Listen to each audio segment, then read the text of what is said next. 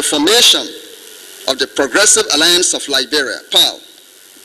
The late Honorable Gabriel Baccus Matthews explained to me that while he was vice consul at the Liberian consulate in New York, the late Minister of Finance, Honorable Stephen Talbot, visited New York. Mr. Matthews said he performed his official duties as vice consul regarding late Minister Talbot's visit.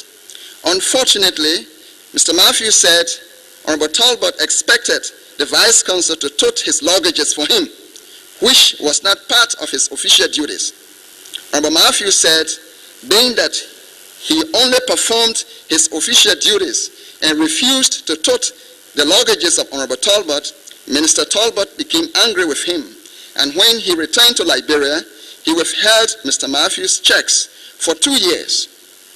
Mr. Matthews said he complained to the late President William R. Talbot Jr.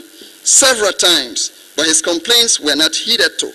Mr. Matthews said he then resigned from the consulate job and went into private life. Mr. Matthews narrated that he then invited some of the Liberians that lived in America at the time to attend a meeting at his residence where he narrated the reason for his resignation.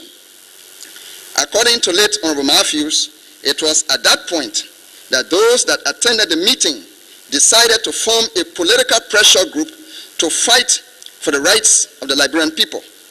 The organization was named Progressive Alliance of Liberia, PAL.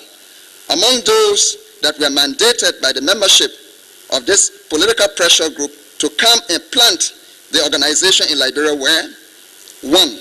Honorable Gabriel Baccus Matthews, Chairman; Honorable Wesley M. Johnson, Vice Chairman; Honorable Oscar J. Queer, Secretary General; Honorable Samuel P. Jackson, Financial Secretary; Honorable Marcus Down, Assistant Secretary General. However, Honorable Wesley M. Johnson was later asked by the leadership to stay and handle the affairs of the organization in America, while the other 3 officials of the organization proceeded to Liberia to organize and conscientize the people of Liberia on their rights.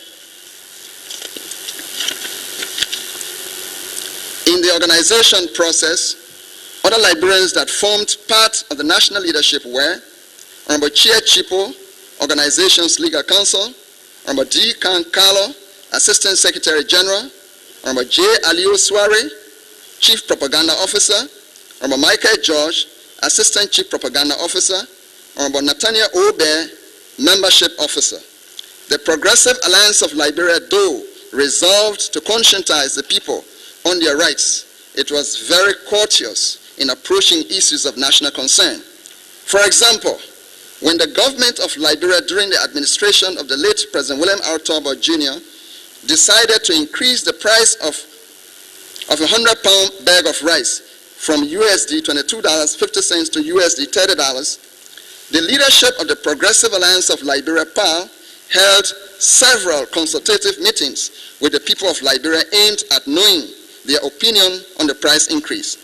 The view of majority of the people was that in view of the very low salaries the civil servants were making, most of which were below USD $50, it was not prudent for their government to deprive them of their staple food by imposing a price they can afford.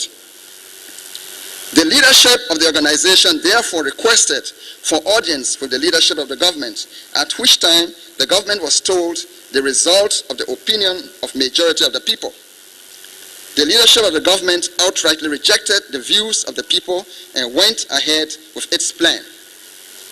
The Progressive Alliance of Liberia, which comprised mainly of poor people, was not surprised because in those days, the leadership of the government was mainly from the rich class of people who could not be affected by that price increase. And moreover, the government in those days was so say one, so say all, and not really majority rule government.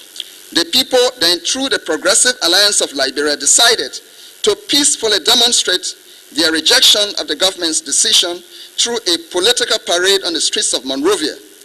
The leadership of PAL then requested for permit from the government through the Ministry of Justice.